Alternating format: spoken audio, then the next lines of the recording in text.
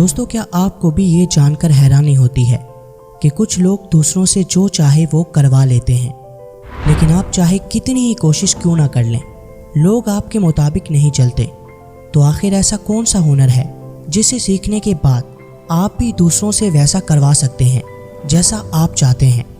हर इंसान की एक बेसिक साइकोलॉजी और ह्यूमन बिहेवियर होता है जिसे समझ के आप उसे कंट्रोल कर सकते हो और उससे जो चाहे वो करवा सकते हो। इसे ही द आर्ट ऑफ मैनिपुलेशन कहते हैं, जिसमें सिर्फ 5% लोगों को ही महारत हासिल हुई है और आप भी उन 5% लोगों में शामिल हो सकते हो। लेकिन एक बात हमेशा याद रखें कि लोगों को मैनिपुलेट करना ये अच्छा भी हो सकता है और बुरा भी। जो पर्सन इस आर्ट को यूज़ करता है ये उसी पर डिपेंड करता है कि वो इसका सही यूज़ करता है या गलत। यानी ये आप पर डिपेंड करता है कि आप इसे पॉजिटिवली यूज़ करते हैं या नेगेटिवली। बहुत से लोग इसे दूसरों का नुकसान करने के लिए यूज़ करते हैं, जैसे सेल्समैन, बड़े बड़े पॉलिटिशियंस और आपके फेक फ्रेंड्स वगैरह। लेकिन आपको इसे पॉजिटिवली यूज़ करना है ताकि लोग आपको मैनिपुलेट करके आपको बेवकूफ़ ना बना पाएँ, आपको इमोशनली या फाइनेंशियली कोई नुकसान ना पहुँचे और बजाय आप लोगों के मुताबिक चलें, लोगों को आपके मुताबिक चलना पड़े और जैसा आप चाहें वो वैसा करने पर मजबूर हो जाएं। आर्ट ऑफ मैनिपुलेशन की मदद से आप एक सीधे साधे इंसान से एक स्मार्ट और समझदार पर्सन बन जाएंगे। और इसके लिए आपको सिर्फ इन 4 सिंपल ट्रिक्स का यूज़ करना होगा। दोस्तों, इससे पहले कि हम अपने टॉपिक की तरफ बढ़ें, हमेशा की तरह आपसे यही रिक्वेस्ट है कि अगर आपने अभी तक हमारे चैनल को सब्सक्राइब नहीं किया तो अभी कर लें, ताकि ऐसी ही ज़बरदस्त वीडियोस आप तक पहुंचती रहें। तो फ्रेंड्स, बिना किसी डिले के let's begin. Number 1, character types to look out for. दोस्तों, आज के टाइम में आपको ऐसे बहुत से चालाक लोग मिल जाएंगे जो भोले भाले लोगों का यूज़ करके अपना फ़ायदा निकलवाते हैं। लेकिन अगर आप उनके बारे में अच्छे से जान लेते हैं तो उनके हाथों यूज़ होने के बजाय आप उल्टा उन्हें ही मैनिपुलेट कर सकते हैं। उन लोगों पर ध्यान दो जो बातों को बहुत ज़्यादा एक्सप्लेन करते हैं, जो लोग बार बार एक ही बात बोलकर आपका भरोसा जीतने की कोशिश करते हैं, जो लोग एक ही चीज़ के बारे में बार बार बात करते हैं। ऐसे लोग अक्सर झूठे होते हैं। वो आपको बहुत सी डिटेल देते हैं ताकि आप उनकी बातों पर यकीन कर लो। उनसे बचने का सबसे सही तरीका ये है कि जो इंसान आपको बार बार एक ही बात बता रहा हो, उसकी बातों को गौर से सुनो। जब वो दूसरी बार अपनी कहानी सुनाएगा तो आपको ये पता चल जाएगा कि वो झूठा है या नहीं। अब जब आप उसे दोबारा सुनो तो ये कंपेयर करो कि दोनों बार उसकी बातें सेम ही हैं या फिर वो हर बार कोई नया झूठ बोलता है।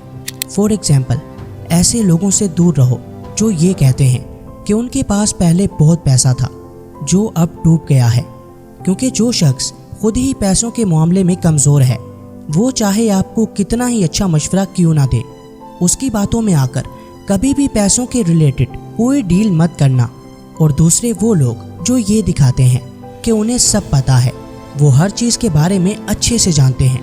जब भी आप किसी ऐसे पर्सन से मिलो तो समझ जाओ कि आप किसी बेवकूफ़ के साथ डील कर रहे हो, क्योंकि एक रियल स्मार्ट पर्सन वही होता है जो इस बात को मानता है कि उसे कुछ नहीं पता। आप दूसरों से लड़ झगड़ कर अपनी बात नहीं मनवा सकते। किसी को भी मैनिपुलेट करने के लिए आपको बहुत ही आराम से पेश आना होगा। लोग जब ये जान जाएंगे कि आप बहुत कुछ जानते हैं तो आपकी सक्सेस और फेलियर को आपके खिलाफ यूज़ किया जाएगा। जब आप फेल होंगे तो सब आपको बुरा भला कहेंगे, वहीं जब आप कुछ अच्छा करेंगे तो कुछ लोग आपसे जलेंगे। इसी तरह मान लो कि आप किसी दुकान पर कुछ खरीदने जाते हो और दुकानदार आपको बहुत महंगा सामान देता है और वो आपको उसे खरीदने के लिए मैनिपुलेट करता है। अगर आप उससे लड़ोगे, उससे बहस करोगे कि आपको वही सामान सस्ते में चाहिए, तो वो ऐसा कभी नहीं करेगा, क्योंकि वो ये जान जाएगा कि आपको इसकी ज़रूरत है या आपको कोई चीज़ बहुत पसंद आ गई है जिसे आप छोड़ना नहीं चाहते। इसीलिए आप महंगे में भी वो चीज़ खरीद लेंगे। उसकी इसी चाल से बचने के लिए अपने आप को ऐसा दिखाओ कि आपको वो चीज़ इतनी ज़्यादा पसंद नहीं है, आपको उसमें बहुत ज़्यादा इंटरेस्ट नहीं है और फिर उसे एक प्राइस बोलो और उससे कहो कि इतने में दोगे तो मैं ये खरीद लूँगा। अगर तो दुकानदार को उससे कोई फ़ायदा होगा तो वो आपकी बोली हुई प्राइस में ही वो चीज़ आपको दे देगा। यहाँ आप एक मैनिपुलेटर को भी मैनिपुलेट करना सीख जाओगे। एक सक्सेसफुल मैनिपुलेशन इस बात पर डिपेंड करती है कि उसे कितना छुपा कर रखा जाता है। जब आप बिल्कुल अनजान और नादान बन जाते हो और सामने वाले को कोई हिंट नहीं देते तो ऐसे में वो बहुत ही आसानी से आपके काबू में आ जाता है और फिर आप जैसे चाहो उससे अपनी बात मनवा सकते हो। Number 2, control others totally.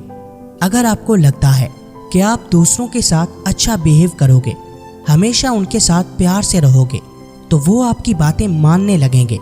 तो यहाँ आप गलत हैं। हमेशा याद रखना, ह्यूमन साइकोलॉजी के अकॉर्डिंग एक इंसान को हमेशा वही चाहिए होता है जो उसके पास नहीं होता। इस बात को अपने पास कहीं लिख कर रख लो, क्योंकि ये आपकी लाइफ के हर हिस्से में आपके काम आएगी। सबसे पहले ये देखो कि सामने वाला किस चीज़ के पीछे है। उसे आपके पैसे, टाइम, रिस्पेक्ट और प्यार में से किस चीज़ की ज़रूरत है, और फिर स्टार्ट में उसे वो चीज़ देना शुरू कर दो जो वो आपसे चाहता है। जैसे ही उसे उस चीज़ की आदत हो जाए तो वो आपके कंट्रोल में आ जाएगा। जब भी आपको ये लगे कि वो आपको हल्के में ले रहा है, आपकी बात नहीं मान रहा, तो उसे उस एक चीज़ से दूर कर दो जिसकी वजह से वो आपके साथ है। ऐसा करने से वो परेशान हो जाएगा। उसे वही चाहिए होगा जो उसके पास नहीं है, और उसे वो चीज़ देना या ना देना ये आपके कंट्रोल में है। इस कॉन्सेप्ट को साइकोलॉजी में इंटरमिटेंट रीइंफोर्समेंट कहते हैं। जब आप रिवॉर्ड को रोक कर थोड़ा थोड़ा देने लगते हो। ताश की आदत भी इसी वजह से लगती है, क्योंकि आप इसमें कभी कभी ही जीतते हो और जीत का रिवॉर्ड आपको रुक रुक कर मिलता है।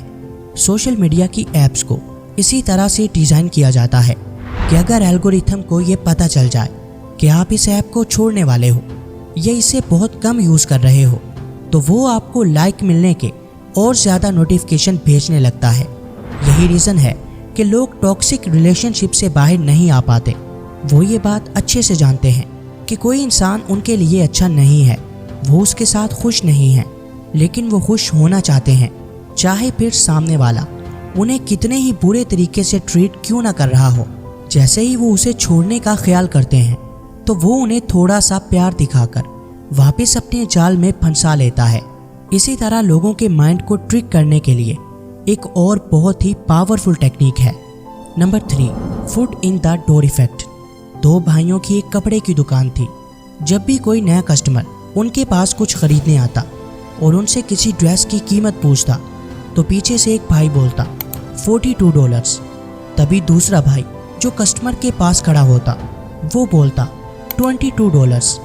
इससे कस्टमर को ये लगने लगता कि उसने गलती से $22 बोल दिया है। इसी वजह से कई कस्टमर इस बात का फ़ायदा उठाकर जल्दी से उस ड्रेस को खरीद लेते, लेकिन रियल में ये उन दोनों भाइयों का प्लान था। दूसरा भाई जानबूझकर $22 बोलता था, ऐसा शो करवाते हुए जैसे उसने $42 को गलती से $22 सुन लिया हो, जबकि उस ड्रेस की असल कीमत $22 ही होती है। साइकोलॉजिस्ट इसे foot in the door effect कहते हैं, जिसके अकॉर्डिंग अगर आप किसी से कोई बड़ा फ़ायदा लेना चाहते हैं या उनसे अपनी कोई बात मनवाना चाहते हैं तो डायरेक्ट उनसे एक बड़ी रिक्वेस्ट करने से पहले एक छोटी सी हेल्प मांगो, जिससे उनके बड़ी रिक्वेस्ट को एक्सेप्ट करने के चांसेस कई हद तक बढ़ जाते हैं। इस पर एक बहुत ही इंटरेस्टिंग एक्सपेरिमेंट भी किया गया।